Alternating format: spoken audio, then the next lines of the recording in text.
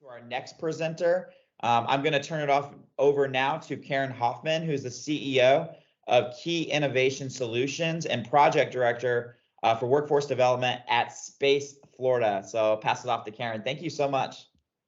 Thank you, Chris, and your whole team at Lightcast. I mean, you guys are phenomenal. Just great data that really prepares us for what needs to happen within the Space Coast, but also throughout the state. So I want to just give you an update of what is going on right now. In fact, what a great segue, Chris. You really set the stage, and even with the questions that are being asked from the guests for today's conference. Florida has just generated a fantastic workforce education bill called Senate Bill 240. And it does set the stage and even sets us up for success in growing and expanding the workforce education in our state. There's many items that are addressed in Senate Bill 240, but I want to address a few of them before I go into the work of what's going on within Space Florida. And also want to thank so many of you that are in this conference today that have been participating in the convenings that we've had with Space Florida. You all are tremendous. Your input and energy and ideas have just really generated some fantastic ideas and answers that are so necessary. What I want to do right now is with Senate Bill 240, a couple of the things that is real critical is that elevates the whole role of CTE in high schools. That's one of the questions that's been addressed. So within high schools, when you're asking us about the credentials and does it actually lead into careers, and that was a fantastic question. And that the other part is hard to track students after graduating high school. Sometimes if they go into the state college system, you can do that, but what if they go into careers? So that's been one of the questions is like, where do they go if they're not going into other state post-secondary institutions? So with all that, is that with the Senate Bill 240 is first of all, in encouraging students to get involved in the CTE program. It used to be that there was only one of the requirements for high school graduation is that you needed to have a degree and you needed to have a degree that would be in, or I'm sorry, your certification in performing arts, speech and debate. But now it has been opened up that you can have performing arts, speech and debate, and career technical education. So those students are like, listen, I want to really focus on that. Now it actually opens it up to be meeting one of the graduation requirements instead of trying to force it into your high school curriculum. The other part is when you receive that CTE certification credential, you are on your diploma, then you will also be receiving the industry scholar. So it's elevating CTE. So it's not just, it happens to be something that you do on the side, but now it's elevating it as a priority. So the state has, Department of Education, working together with the Reach Office, Career Source Florida, has emphasized that this is a top priority. So we're really looking forward to seeing the impact of that. Other components too is work-based learning opportunities. That is really critical as well, because this is where the blending of industry into high school, into your secondary experience really matters. This is the exposure to career opportunities. So when you're looking at this, now these employers can engage with their local high schools and say, hey, we would love to partner together, working together with your CTE programs. So that work-based learning opportunity is really a focus in SB 240. Also, it is a paid opportunity. So it's no longer like an internship where you have volunteer or service hours, but actually you can be paid for this. And with this as well, then there's an opportunity for employers to receive even credit for the workers' comp that's involved for these students that are under 18, which had been a prohibitive factor before. So this is a real strong effort to get industry connected into that secondary space. We know that the average age of an apprentice right now is about 28, 29. and depending on which trade. And that's 11 years after graduating high school. So this is an opportunity to narrow that gap. So we're having students go right out of high school right into fantastic careers. The other part that was addressed in the questions, and before I go on, is the industry experts and looking for great opportunities for industry experts to be able to come into the secondary and post-secondary space. And a lot of it is would be like at a 1099, so they are able to be paid the wage that is in that industry. But the converse is, what do we do with our educators that are currently in secondary? Well, then we create opportunities for them to go into externships for these educators, then to become industry experts while in the secondary space. It's just a win, win, win, win, win all the way around. So we really see a great a pivot, and it's been an ongoing effort for that secondary space to really focus on preparing students to be college and career ready. So, but now that's on Senate Bill 240. Let's go into Space Florida and the work that we're doing within Space Florida. We have been really focused on the workforce development, not only within the Space Coast, but also throughout the state, which is really, it's real critical as far as the talent. We want to encourage aerospace employers to be able to come into the state. Right now, we know there's a ton of aerospace employers that are building and manufacturing outside the state, bringing it in to our state to launch from the Cape. We want to entice them to be able to bring their businesses into Florida and build and then launch from the Cape within the state of Florida, which means that we need to show evidence that there's enough talent to back up what is needed. So with all of that, though, is let's take a look at what's been developing in this past year. Space Florida has been holding these convenings in its Space Florida offices, and it's been amazing. We have done 3, one in November, one in January, and one in this this past month in April, bringing employers and training providers together. We've been sharing of what are some great success models of how districts together with their counties are working together to meet the needs of the aerospace employers or prospective employers. If they're coming in and they want to know, not only speak to economic developers, but also to the districts, to the county, so they can answer all of those particular, they can receive the answers to those questions that they have. Of, well, if we come into your county, where can we build our business? Where's the evidence of the workforce that could be available for me? Where the workforce live? What is going on right now within the school district in middle school, high school, in the projections of building that workforce? Also, another outcome from this convening is to hear what are the priorities of these aerospace employers. What do they need? And it's a transition from saying, hey, we got these programs, I hope that fits your need, but more from the employers is like, what are your specific needs, and hearing from them directly. And through that process, we have generated the platform for developing a space academy. A space academy would be available throughout the state, but each district could have 1, 2, or even 5, 6 verticals within a space academy that would help provide the talent, but really equip them by the time they graduate high school into their post-secondary education experience. So Space Academy, I'm going to share my screen so I can show you some of the outcome of this. And this has really been great. It was a great, let's go here. Okay. Hopefully you can see this. Yes, I can see it. Great. Thank you for the confirmation. There you go. So what you have, if you can see, this is we're breaking the aerospace or the Space Academy into these verticals: aerospace and aviation, manufacturing, construction,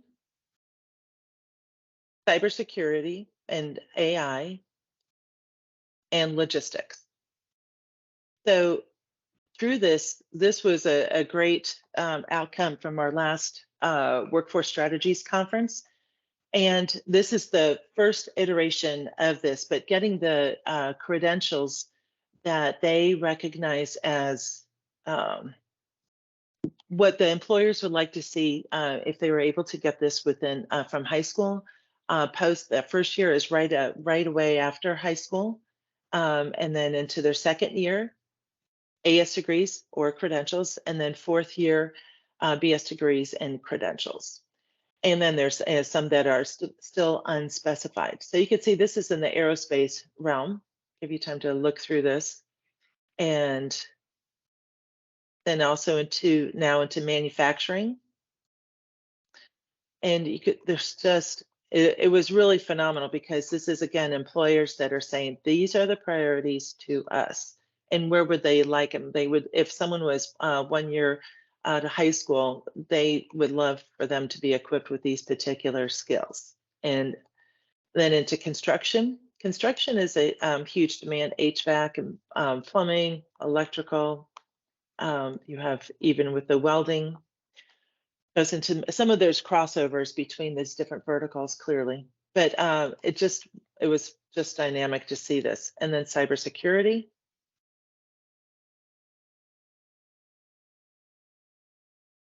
And then go into logistics.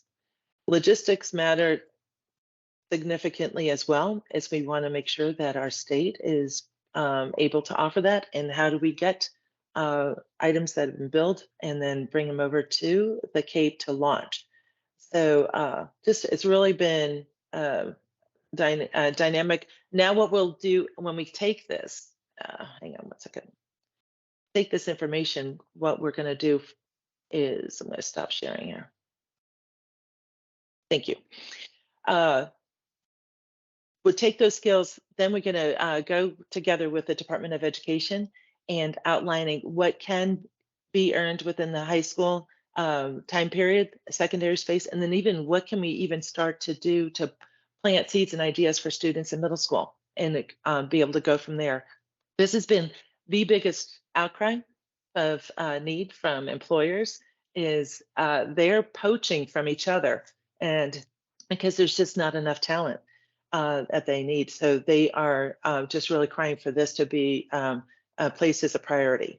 Once we have that outline as the right timeline that works, then we will also with the credentials, what credentials are on the master credential list, and with the CAPE funding, because that will help the training providers in how do they to equip or to be funded to out for these programs. Then with that, we know that once it's on the master credential list, and then also identifying the CAPE funding, then as far as where, that is another question as well.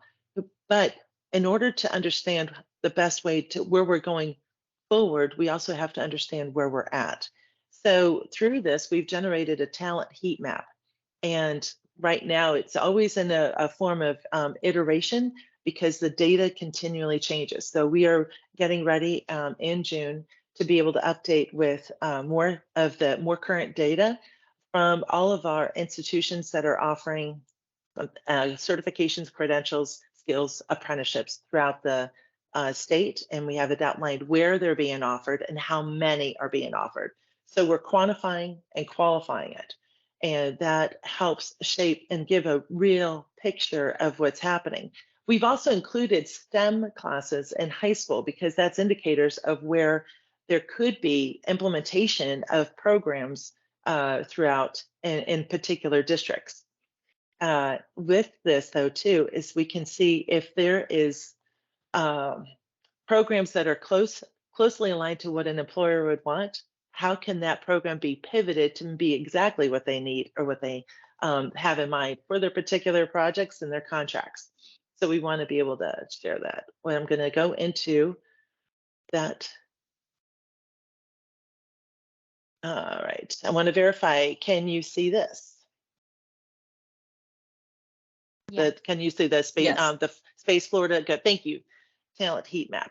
Okay. So here's the overall map. We have different ways that we can look into this data, but let's say you're an employer, right? And let's go through, let's pick out some of this. You're an employer and you want to know all the areas that, let's go for, so you can see right here, I have it outlined for welding technology. You could see each of the counties that offer this throughout the state. And you can see what the enrollment numbers are. So look at Pinellas has like 32. Leon has 68. Your Columbia has 26. These may not be areas that would have been on the radar at all. And we know that as far as the amount of jobs that are needed, amount of certified or qualified skills for these particular projects, they're very specific. And so getting into it, we need to gather almost as much as we can from around the state. But this helps these aerospace employers to see, oh, there's some possibilities here. So let's look at some another one here for you. Go to engineering technologies. We have every certification on here. Engineering technology. Okay, it outlines who's offering that and how many that are enrolled.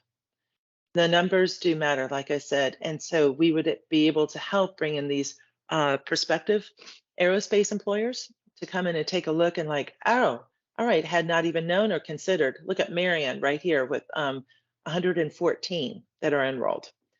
So again, Pinellas, man, it's interesting. St. John's, we got Volusia, so this helps to show that Florida can win in these prospective, these companies that are considering coming into Florida. Part of Space Florida is how do we entice, that's a main part of it too, is how do we entice businesses to come in here and take up, to build their businesses within Florida.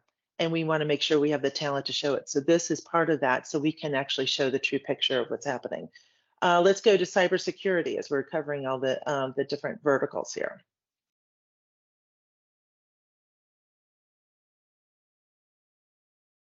All right, and Escambia, and we know that that is a big hub for this, and also Hillsborough. So that is in line with what we know.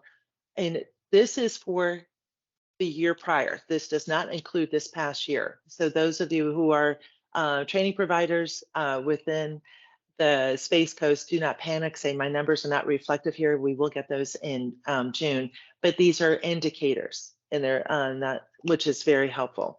Let's go to aviation. Let's airframe.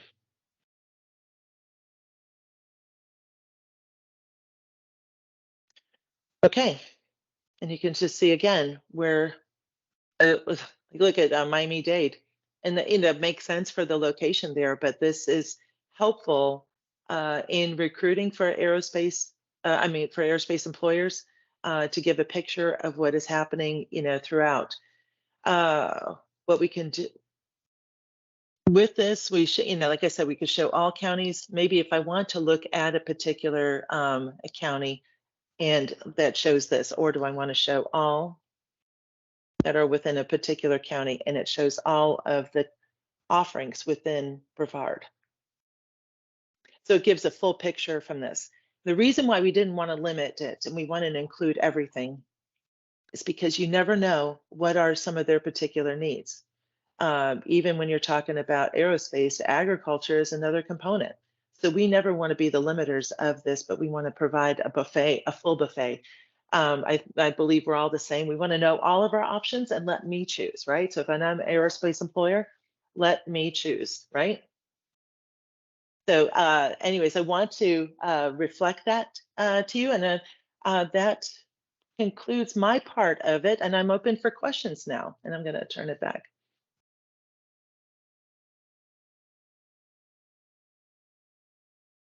Thank you, Karen. The chat will be open for questions. It is open for questions. Great, fantastic. The chat is now, it really has been a fantastic opportunity as you're putting in, if there's any questions that you have. I also want to thank all of the state agencies. The REACH office has been fantastic, Career Source Florida, Department of Education, Department of Economic Opportunity, and also the leadership here when the Florida Atlantic Workforce Alliance has just been remarkable as we've been working together with this. Question came through to obtain, where did we obtain all of this? This comes from the state data, and that's a great question, leads to another component of it. This includes the school districts, and it includes the state colleges and universities, which means technical colleges as well. In June, we also, it does not reflect the private colleges and universities. So that data will also be included to show the picture. So this talent heat map will only get better and better as we go forward. Great question. So another question coming through is, who is hiring for entry-level cybersecurity positions? Fantastic question on that. Because one of the critical components with a lot of our aerospace employers, one of their concerns is the security clearance. And with that, if you have someone that is qualified, even with a bachelor's degree, it takes 18 months before they can really get that full security clearance. So getting students that are involved before they graduate high school to start that is imperative. And so that it even helps a lot of these students to qualify for security clearance before they graduate high school when they know what they're working towards. So great question on that. So many employers are looking for entry level, take them in, and then they will grow and skill them. One of the biggest feedback items of feedback or components of our convenings was that the priority was not the bachelor's degree or even the AS degree. There's a lot of skills that they want these students right out of high school, and then they would equip them from within. So they want to get a hold of them. And so that's where they're looking for these skills. So these employers are looking as a high priority for that secondary space to get a hold of these students and then build into their careers. And that will go back to the question to the previous segment regarding the where are the students going? It's like we're providing that bridge, and these employers want a bridge into secondary space to get a hold of these students. So great questions. I see one on sewing and assembly. That's a good question that we will bring this over to aerospace employers. If there is a skill or credential that is not on this list, that's why we are getting them equipped to be able to make sure that that skill or credential would work towards getting onto the master credential list. And also we enjoy the relationship too with the credentials review committee, because their top priority is make sure that that credentials review, a master credential list reflects what industry needs for the high wage, high demand jobs. Would it be ever a consideration to be tied to the state's EF system? I apologize, EF, spell that out. Employ Florida. Oh, employ, thank you. That is a possibility. We want to use that as a maybe work in conjunction with Employ Florida. Thank you for the context of that, because this is where we really want to make sure that the aerospace employers have access to this, but I don't see any reason why not. We want it because the whole purpose is to lock arms together with our data to make Florida's data sing, to entice talent and employers into the state of Florida. I love it about the parachutes. I love where your minds are going with this. Security clearances, it depends on who and what type of security clearance. So that's great for delineation on that. Also, we're working a lot with veterans groups as well, because they have the security clearance, and equipping them and bridging them even before they complete their tour of duty. We're working with organizations in the last 3 to 6 months so that they are equipped and can go right out of service right into employment. What about individuals with certifications, no college education, no work experience? Well, that's getting into the For example, there was something that happened just a few months ago. One of the major employers had a specific need where it was exactly that. They didn't have certification. They did not need them to have certification, college education, or work experience. Then to work together with a training provider, and within a 2-month span, they would be well equipped to help them with this project and get into a major employer. So it is working together, partnering together with these training providers for these programs quick on a dime to meet their talent needs. So that is not a deterrent. It's just marketing to know that this is available, attract these individuals in, and equip them and move forward. So there's that is why it's essential to work together with our workforce training providers in the school districts, the state colleges, and our workforce boards. Good. And how do we access the web app that I'm showing? We will provide that opportunity through Space Florida so that you can do that. Ancient Chinese secret, no.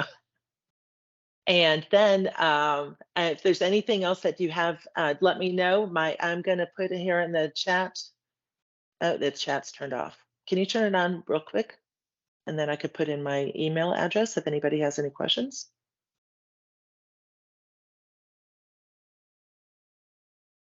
It takes her just a minute to turn it back on. Sure, real quick, just so I can get my email address in there for you. And if there's any questions, fantastic. Thank you.